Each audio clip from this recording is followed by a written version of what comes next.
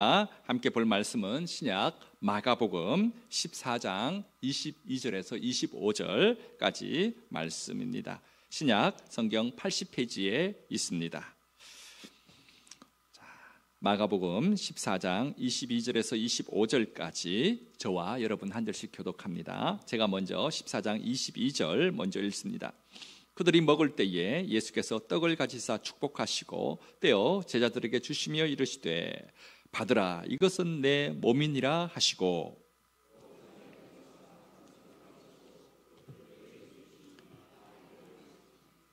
이르시되 이것은 많은 사람을 위하여 흘리는 나의 피 곧 언약의 피니라.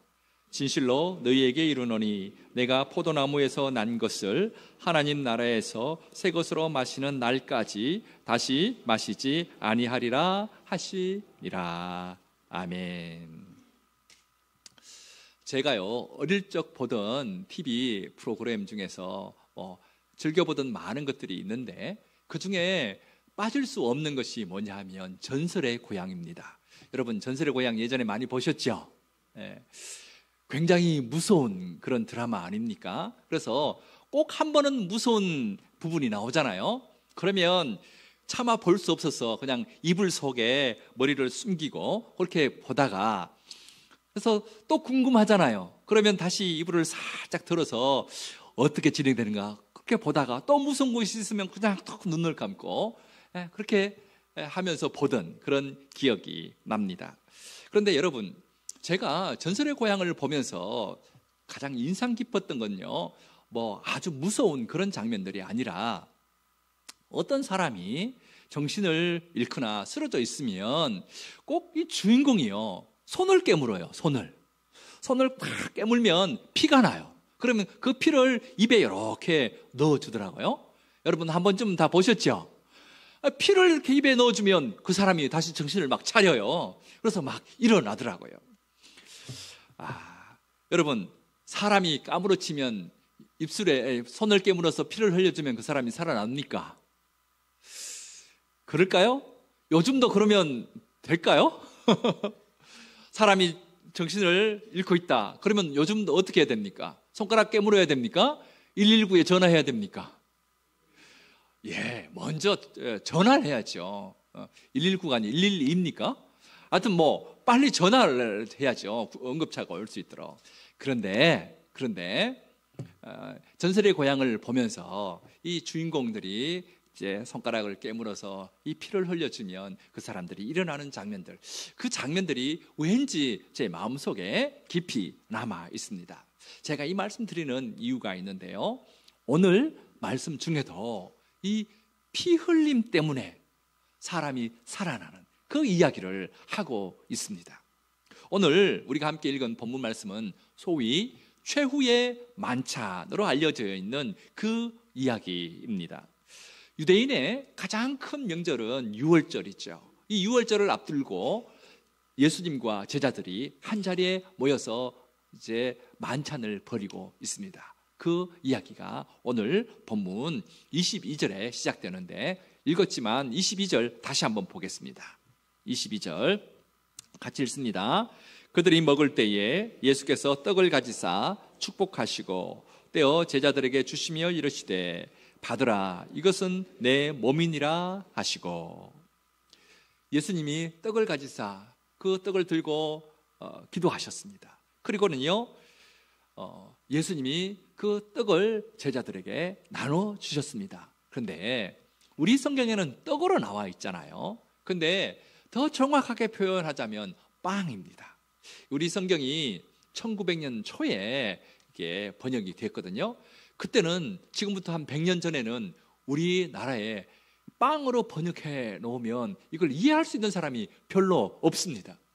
그때는 대부분 다 떡을 해 먹었잖아요. 우리나라는, 그죠? 그래서 우리나라 조선 사람들이 이해하기 쉽게 떡으로 이렇게 번역해 놓았는데 더 구체적으로 이렇게 번역하면 이 떡이 아니라 빵입니다. 유대인들의 주식이 이 빵이었거든요. 자, 큰 덩어리로 된 이 빵, 예수님께서 그것을 들고 축복하시고 그리고 그것을 손으로 떼어서 제자들에게 나누어 주셨습니다. 자, 그러면서 이 빵을 나눠주면서 예수님이요, 의미심장한 말씀을 하십니다. 이것은 내 몸이다 하면서 나눠주는 겁니다.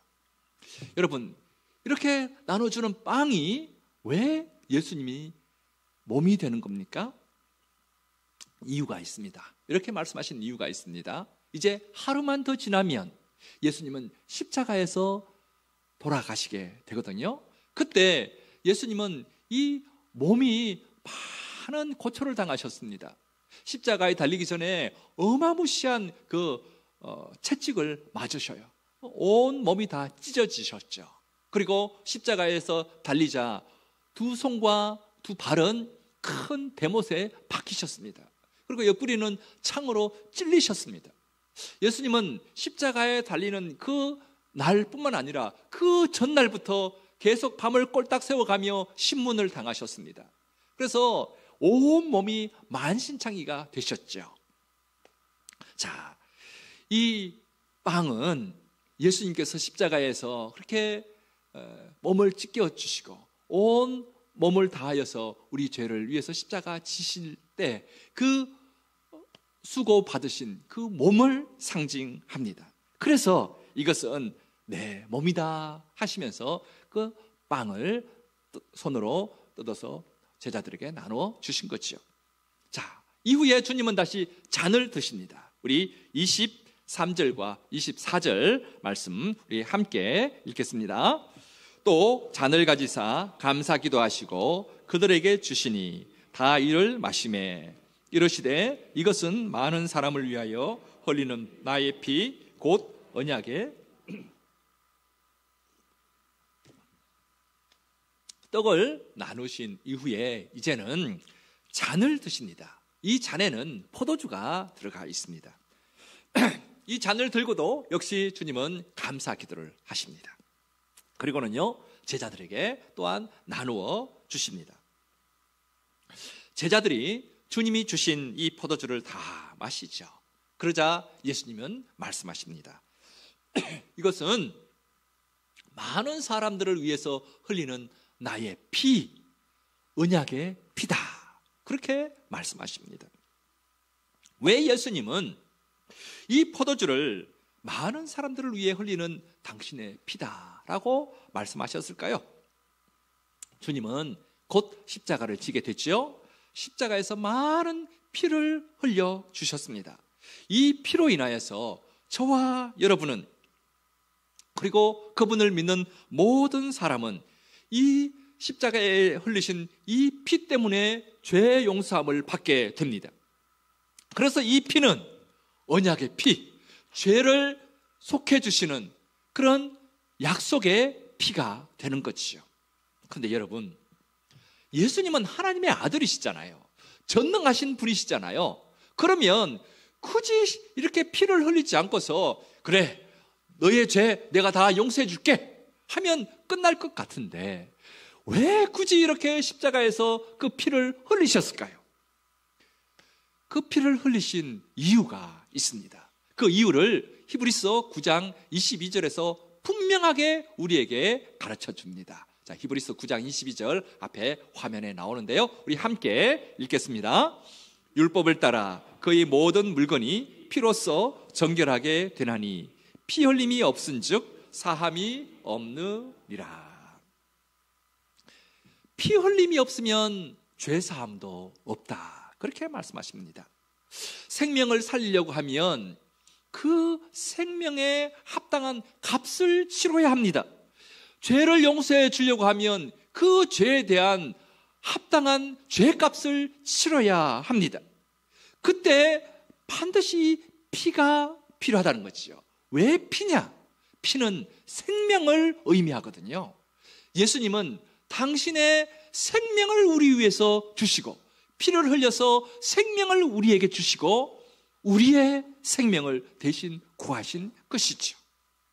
그래서 예수님께서 십자가에 흘리신 그 피 때문에 우리가 우리의 죄 용서함을 받고 우리가 생명을 얻게 된 것입니다. 근데 여러분, 십자가에서 아무나 죽는다고 해서 그렇게 하면은 다른 사람의 죄가 용서됩니까? 만약 제가 십자가 위에서 이렇게 죽었다, 예를 들어서요, 그러면 여러분의 죄가 다 용서됩니까? 아닙니다. 그런 일은 없습니다. 생명을 살리는 피는요, 죄 없는 사람의 피여야 합니다. 죄 있는 자는 아무리 피를 많이 흘린다 할지라도 자기 죄도 감당할 수 없는 사람입니다. 이 사람이 다른 사람의 죄까지 감당할 수 있다는 것은 이 말도 안 되는 거지요. 자기 죄도 해결하지 못하면서 다른 사람의 죄를 용서한다는 것은 이 말이 안 되는 겁니다. 따라서 죄 없는 분이 피를 흘려야 그 피를 통해서 죄 있는 자들의 이 죄가 용서함 받고 생명을 얻을 수 있는 겁니다. 자, 그렇다면 이제는 십자가에서 우리의 생명을 구할 수 있는 그분은 오로지 예수님 한 분밖에 없습니다. 왜냐? 그분은 죄 없으신 분이시기 때문에 그렇습니다. 자, 그렇다면 여기에서 한 가지 좀 따져봐야 할 것이 있습니다. 2000여 년 전에 예수님도 이 땅에 우리 인간의 모습으로 태어나셨죠. 마리아의 몸속에 잉태되셔서 아기로 태어나셨고, 그리고 사춘기를 지나서 성인의 모습으로 그렇게 자라나셨습니다. 그런데 예수님은 단 한 번도 나쁜 생각, 이상한 생각, 그런 생각 안 하셨을까요? 사춘기를 지나면서 자기 몸이 변해가고 이성의 눈을 뜰 그런 시기인데, 그때도 예수님은 단 한 번도 이상한 생각 안 하셨을까요? 만약 한 번이라도 그런 나쁜 생각을 하셨다면 죄거든요. 죄 있는 자이거든요. 하나님의 말씀은 이 하나님의 죄의 기준은 우리 죄의 기준과 다르다고 했죠. 우리의 죄의 기준은 다른 사람에게 나쁜 행동을 해야 죄지만, 하나님의 이 법은요, 우리와는 달라서 마음속으로 나쁜 생각하는 것조차도 죄거든요. 만약 예수님이 자라시면서 단 한 번이라도 나쁜 생각, 은큼한 생각을 하셨다면 그분도 죄 있는 분이 됩니다. 근데 성경에는 분명히 우리 예수님은 죄 없으신 분이다 라고 말씀하십니다. 그분은 단 한 번도 생각으로도 그런 나쁜 것 하지 않으셨다 하는 이야기입니다. 그렇다면 여러분 중에 또 따지기 좋아하시는 분은, 목사님 생각을 해보세요. 아니, 사춘기 지나면서 이렇게 자라셨을 텐데 한 번도 그런 생각 안 하셨다고요? 이성을 보면서 마음에 좀 이상한 생각, 그런 것 한 번도 안 품으셨다고요? 아이, 그 무슨 말도 안 되는 소리입니까? 그렇게 따지는 분들이 있을 겁니다. 근데 어쩌면 말도 안 되는 소리 같지만 예수님이 단 한 번도 죄를 짓지 않을 수 있는 이유가 있습니다. 여러분, 사람은 모두 엄마 아빠 사이에서 태어납니다. 아빠의 정자와 엄마의 난자가 만나서 생명을 이루고 그 생명이 커서 태어나죠. 근데 그렇기 때문에 이 엄마 아빠 속에 있는 이 죄의 본성의 이 DNA, 나쁜 생각하고 더러운 생각할 수밖에 없는 이 악한 본성의 DNA를 그대로 가지고 태어나요, 모든 사람들은.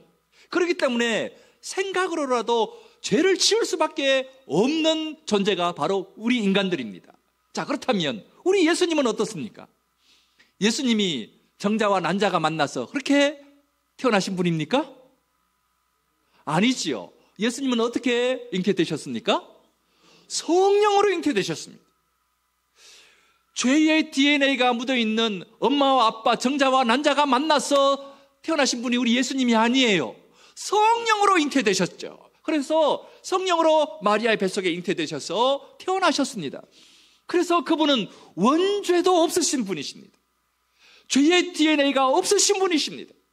이 악한 본성의 그런 모습이 조금도 없으신 분이십니다. 그러니 죄 없으실 수 있는 거죠.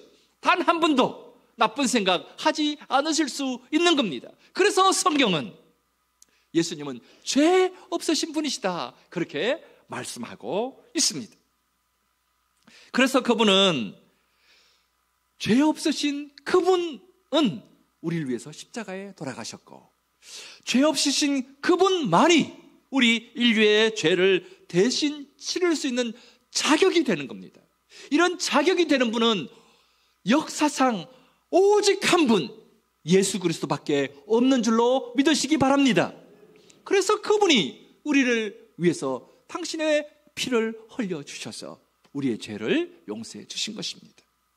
고린도전서 11장 23절부터 25절까지는 이 최후의 만찬에서 있었던 일들을 이렇게 이야기합니다. 우리 앞에 화면에 오늘 말씀이 나옵니다. 고린도전서 11장 23절부터 25절까지 우리 한 목소리로 같이 읽습니다.